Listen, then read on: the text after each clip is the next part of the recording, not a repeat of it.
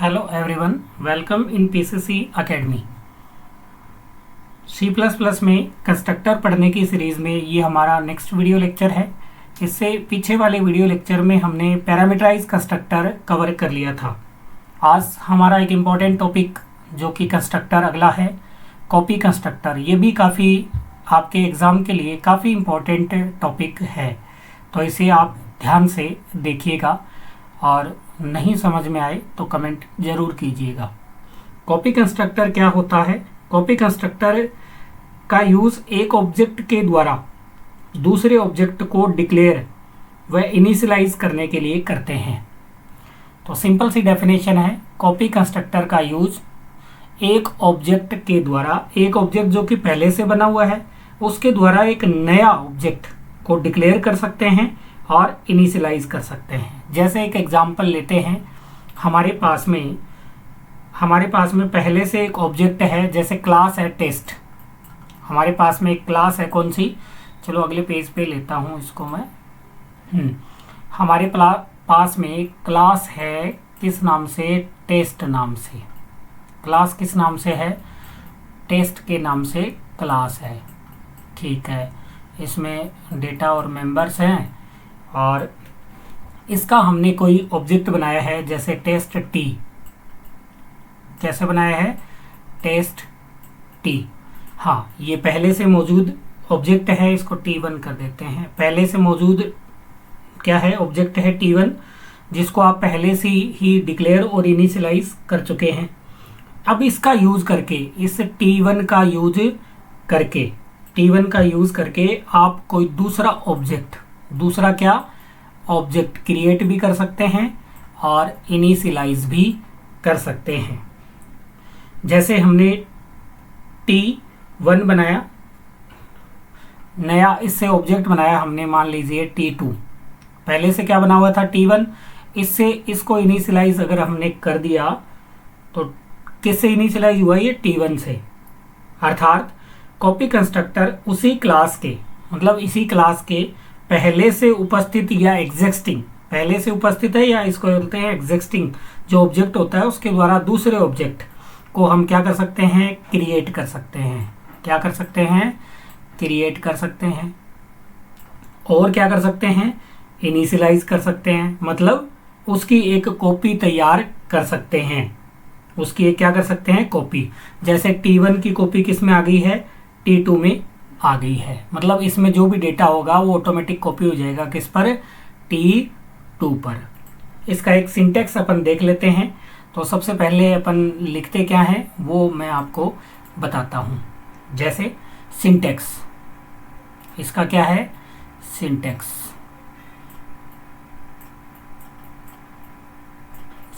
अपन देख लेते हैं। ठीक है, हाँ।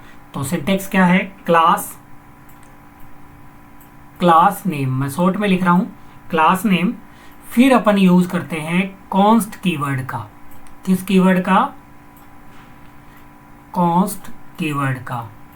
ठीक है, उसके बाद में फिर आएगा क्या? Class name. फिर क्या आएगा? Class name. फिर एम्परसेंट एड्रेस ऑफ ऑपरेटर और ओबीजे। ये ओबीजे यानी कि ऑब्जेक्ट है, ये पहले वाला ऑब्जेक्ट है, ओल्ड। इसको अपन क्या कर सकते हैं? Old object. ओल्ड क्या है? ऑब्जेक्ट है। ओल्ड क्या है? ऑब्जेक्ट है। तो सिंटेक्स है किसका? कॉपी कंस्ट्रक्टर का। सबसे पहले क्लास नेम, फिर कॉन्स्ट कीवर्ड, फिर क्लास नेम और एम्परसेंट ऑब्जेक्ट। इसमें इसका कॉपी कंस्ट्रक्टर का जो आर्गुमेंट कांस्टेंट पास होता है, इसका जो आर्गुमेंट है वो कैसा पास होता है? कांस्टेंट पास होता है, ताकि जो ऑब्जेक्ट हम पास कर रहे हैं, ये वाला ओल्ड वाला जो ऑब्जेक्ट हम पास कर रहे हैं, उसके जो मेंबर है उसकी हम क्या कर रहे हैं? इसके जो मेंबर है इसकी हम क्या कर रहे हैं? कॉपी। क्या तैयार कर रहे हैं? कॉपी तैयार कर रहे हैं। लेकिन हम चाहते हैं कि इस ऑब्जेक्ट में किसी प्रकार का चेंज ना हो, इसलिए हमने क्या लगाया है? कॉन्स्ट कीवर्ड का यूज किया है। इसलिए जो आर्ग्यूमेंट पास होता है वो कैसा रहता है? कांस्टेंट रहता है। तो आई होप आपके समझ में आया होगा कि ये सिंटैक्स का क्या मतलब होता है। अब देखते हैं टाइप्स किसके, कॉपी कंस्ट्रक्टर के क्या टाइप्स। बेसिकली इसके दो टाइप होते हैं।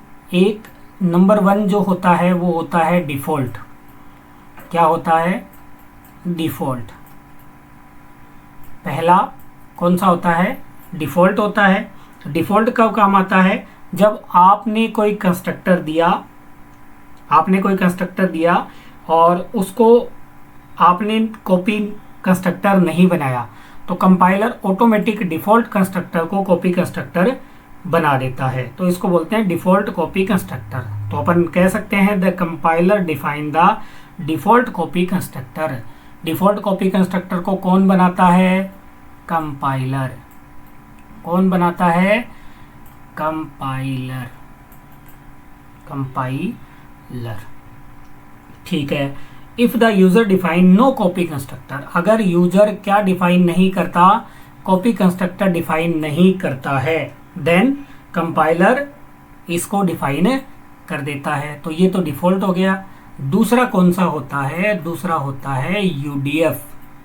दूसरा कौन सा होता है? यूडीएफ, यानी कि यूजर डिफाइन कॉपी कंस्ट्रक्टर। इसको कौन डिफाइन करता है? प्रोग्रामर। कौन डिफाइन करता है? प्रोग्रामर इसको डिफाइन करता है। तो हम क्या करेंगे? ये वाला कंस्ट्रक्टर हम तैयार करने वाले हैं। उसके बाद में हमने कंस्ट्रक्टर बना लिया, इसके टाइप देख लिए। अब हम करेंगे कंस्ट्रक्टर की कॉलिंग। कॉलिंग किस प्रकार से की जाती है कॉपी कंस्ट्रक्टर की? क्या की जाती है? कॉलिंग कैसे की जाती है वो अपन देख लेते हैं। जैसे अपनी क्लास है क्या? टेस्ट। क्लास किस नाम से है? क्लास है अपनी टेस्ट के नाम से। क्लास किस नाम से है? टेस्ट के नाम से है। इसमें डेटा और क्या है? फंक्शंस है। अब इसका एक ऑब्जेक्ट बनाया हमने टेस्ट, मान लो पहले से बना हुआ है, टेस्ट टी के नाम से पहले से बना हुआ है। तो इससे अपन दूसरा कैसे बनाएंगे उसका सिंटेक्स मैं आपको बता रहा हूँ। तो क्या करेंगे अपन है, पहले क्लास का नाम क्या है? टेस्ट है। उसके बाद में नए ऑब्जेक्ट का नाम, जैसे मैं बना रहा हूँ T1 और ब्रैकेट में आपको पुराने ऑब्जेक्ट का नाम लिखना है T। एक तो सिंटेक्स ये है, या आप इसको ऐसे लिख सकते हैं। कैसे? क्लास का नाम क्या है? टेस्ट है। क्लास का नाम टेक्स्ट है। नए का नाम है T2 और ओल्ड का नाम है T1। अभी बनाया ना अपन ने T1। देखिए अब T1 के डेटा किस में कॉपी हो जाएंगे? T2 में। T के डेटा किस में कॉपी हो जाएंगे? T1 में। तो ये कॉलिंग का सिंटेक्स है। दोनों ही सिंटेक्स वैलिड है, आपकी मर्जी है। आप जो भी सिंटेक्स का यूज करना चाहें आप कर सकते हैं, कोई भी इसमें इशू नहीं है। तो ये था कॉपी कंस्ट्रक्टर की डेफिनेशन, आपको मैंने पूरी बता दी है। विथ एक्सप्लेन मैंने आपको किया भी है। अब हम इसका एक एग्जाम्पल प्रोग्राम देख लेते हैं। क्या देख लेते हैं? एग्जाम्पल प्रोग्राम देख लेते हैं ताकि अपने पूरा ही क्लियर हो जाए। तो सबसे पहले तो हेडर फाइल अपन लिखते हैं, hash include iostream using name space लिखते हैं। ठीक है। अब एक क्लास बनाते हैं, जैसा कि अपन ने अभी समझा था। टेस्ट नाम से क्लास बनाएंगे हम। पहले प्राइवेट मेंबर रखते हैं और इसमें एक मैं लिखता हूँ कोड, इंट में लेता हूँ कोड और फ्लोट में लेता हूँ प्राइस। फ्लोट में क्या ली मैंने? प्राइस। पब्लिक में कुछ फंक्शन डिक्लेयर कर लेते हैं और कंस्ट्रक्टर। पहले तो मैं एक बनाता हूँ कंस्ट्रक्टर पैरामीटराइज कंस्ट्रक्टर अब हम पढ़ चुके हैं। तो मैंने बनाया टेस्ट इंट सी कोड के लिए और फ्लोट पी किसके लिए? प्राइस के लिए। चाहे तो अपन यही डिफाइन कर सकते हैं, लेकिन यहाँ अपन एक बार डिफाइन नहीं कर रहे हैं। ये कैसा कंस्ट्रक्टर है इसको कमेंट में मैं बता देता हूँ। Parameterised constructor. ठीक है। दूसरा बनाते हैं अपन कॉपी कंस्ट्रक्टर टेस्ट, और आपको मैंने बताया था कॉन्स्ट कीवर्ड का यूज़ करेंगे, फिर क्लास का नाम लिखेंगे और एड्रेस ऑफ इसका ऑब्जेक्ट बना T। तो ये कैसा कंस्ट्रक्टर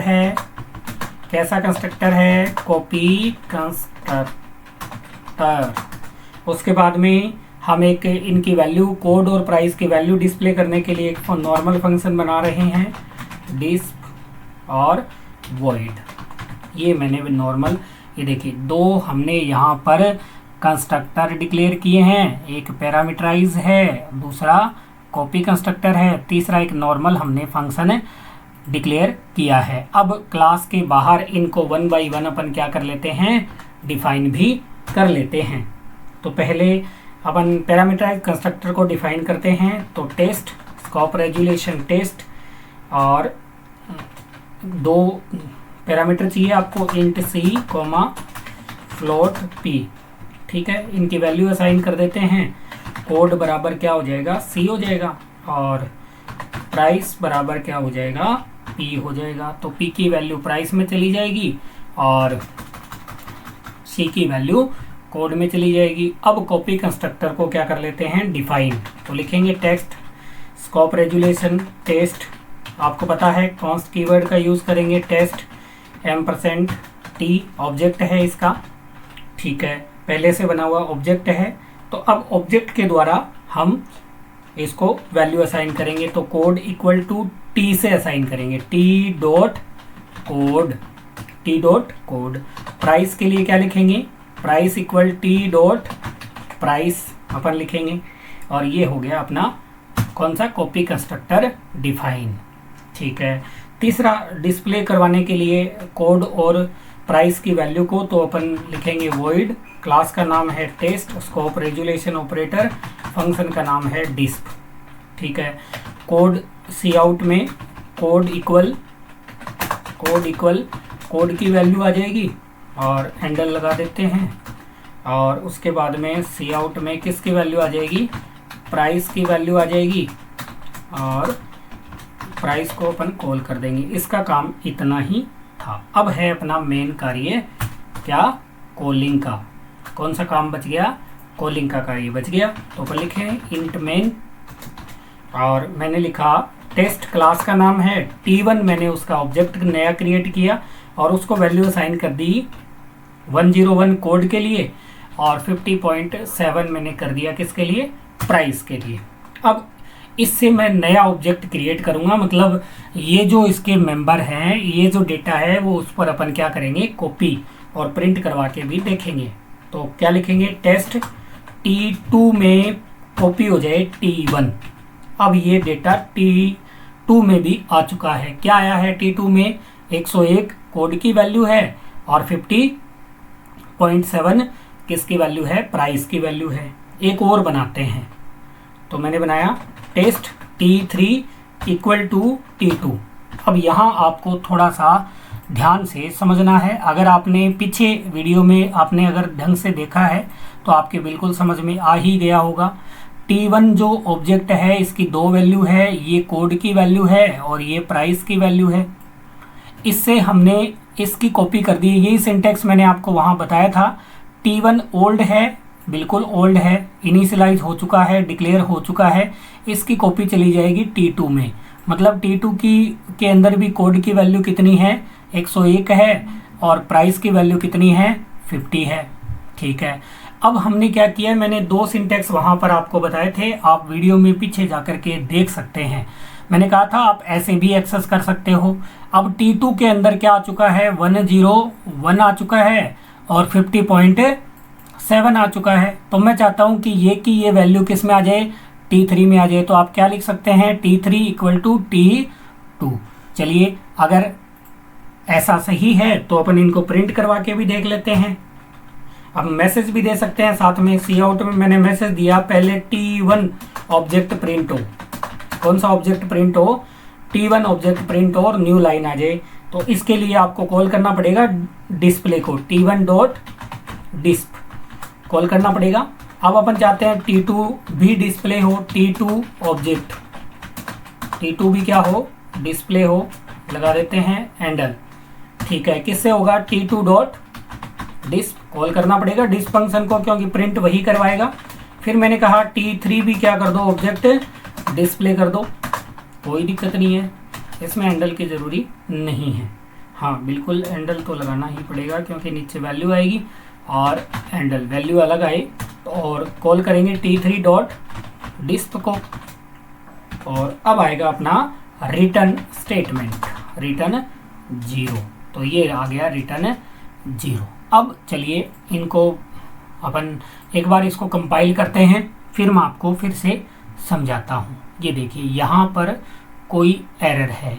क्या एरर है देख लेते हैं। देखिए एरर एक्सपेक्टेड कॉमा और बिफोर टेस्ट, टेस्ट के बिफोर आप समझ गए होंगे कि मैंने यहाँ पर सेमीकोलन नहीं लगाया है, इसलिए ये क्या आई है, एरर आई है।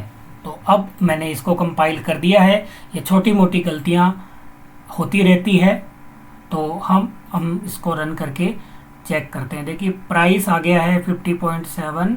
हाँ T1 ऑब्जेक्ट में कोड की वैल्यू और प्राइस की वैल्यू आ गई है। नई लाइन पे लेते हैं T2 को, नई लाइन पे न्यू लगा सकते हैं अपन, \n का यूज़ कर सकते हैं। चलिए अब इसको कंपाइल करते हैं और करते हैं रन। किया मैंने रन। अब आप आराम से तसल्ली से अपने दिल को सुकून दे कर के आउटपुट देख सकते हैं।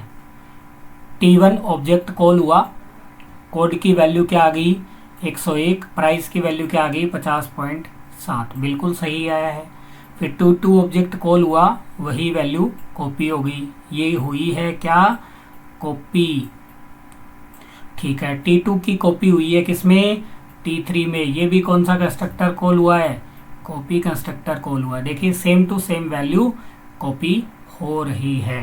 तो इस प्रकार से कॉपी कंस्ट्रक्टर वर्क करता है। आप एक और बना सकते हो, T4 बना दीजिए, T4 में T3 से ले लीजिए, तो कोई भी इश्यू आपके नहीं होगा। तो देखिए, देखा आपने कितना सिंपल प्रोग्राम हमने बनाया और हमारे इजीली समझ में भी आ गया है।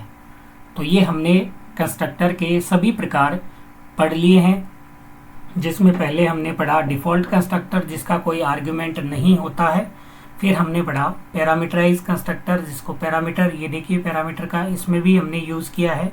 और तीसरा हमने पढ़ लिया है कॉपी कंस्ट्रक्टर। कॉपी कंस्ट्रक्टर क्या करता है, पहले से इनिशियलाइज ऑब्जेक्ट के द्वारा नए ऑब्जेक्ट को इनिशियलाइज भी करता है, डिक्लेयर भी करता है, और उसकी वैल्यू उस नए वाले ऑब्जेक्ट में क्या हो जाती है, कॉपी हो जाती है। तो आई होप आपको ये टॉपिक समझ में आ गया होगा। अगले वीडियो लेक्चर में हम डिस्ट्रक्टर क्या होता है वो पढ़ने वाले हैं और कंस्ट्रक्टर ओवरलोडिंग को भी पढ़ेंगे। तो मिलते हैं अगले वीडियो लेक्चर में, तब तक के लिए जय हिंद, जय भारत, थैंक यू।